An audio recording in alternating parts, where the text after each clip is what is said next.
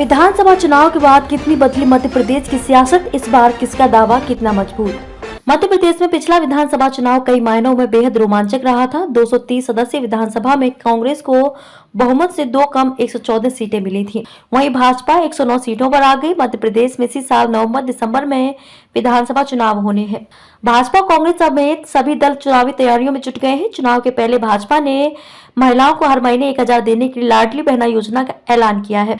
Party इस योजना के साथ ही प्रधानमंत्री नरेंद्र मोदी और मुख्यमंत्री शिवराज सिंह चौहान के चेहरे के दम पर सत्ता वापसी की उम्मीद कर रही है। वहीं कांग्रेस एक बार फिर किसानों की कर्ज माफी के साथ ही 500 रुपए में एलपीजी सिलेंडर देने का वादा करके फिर से सत्ता में आने की उम्मीद कर रही है। वहीं आम आदमी पार्टी भी भोपाल में फ्री बिजली की घोषणा करके राज्य में चुनावी बिगुल बजा दिया है।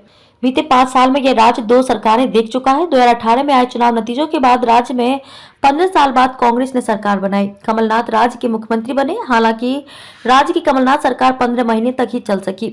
15 महीने के बाद एक बार फिर राज्य में भाजपा की सत्ता में वापसी हुई। आइए जानते हैं राज्य में बीते 5 साल में हुए सियासी उठापटक के बारे में 2018 में नतीजे क्या रहे थे।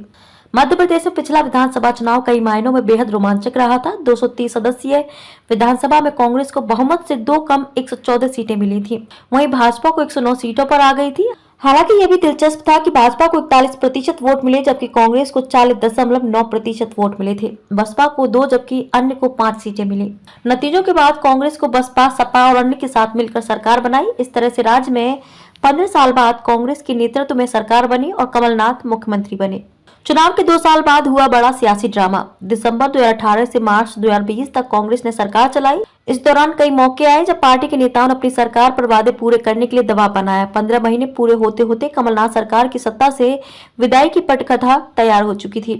2-3 मार्च की रात अचानक मध्य प्रदेश के कई विधायक गुरुग्राम के होटल में जमा हो गए। इन विधायकों में सपा विधायक राजेश शुक्ला, बसपा के संजीव सिंह कुशवाहा और रामबाई, कांग्रेस के एंदल सिंह कंसाना, रणवीर जाटव, कमलेश जाटव, रघुराज कंसाना, हरदीप सिंह, बिसाहू लाल सिंह और निर्दलीय सुरेंद्र सिंह शेरा शामिल थे। इसी होटल में भाजपा के नरोत्तम मिश्रा, रामपाल सिंह और अरविंद भदौरिया भी नजर आए। डैमेज कंट्रोल करने पहुंचे जयवर्धन सिंह और जीतू पटवारी। मामला बिगड़ता देख दिग्विजय सिंह, उनके मंत्री बेटे जयवर्धन सिंह, जीतू पटवारी डैमेज कंट्रोल में जुटे जाते हैं।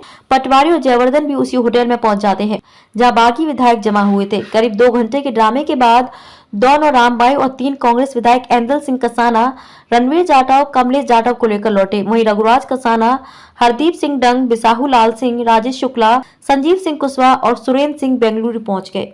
मध्य प्रदेश में पिछला विधानसभा चुनाव कई मायनों में बेहद रोमांचक रहा था। 230 सदस्यीय विधानसभा में कांग्रेस को बहुमत से 2 कम 114 सीटें मिली थीं। वहीं भाजपा 109 सीटों पर आ गई। मध्य प्रदेश में इसी साल नवंबर दिसंबर में विधानसभा चुनाव होने हैं। भाजपा कांग्रेस समेत सभी दल चुनावी तैयारियों में जुट गए हैं। चुनाव के पहले भाजपा ने महिलाओं को हर महीने 1000 देने की लाडली बहना योजना का ऐलान किया है।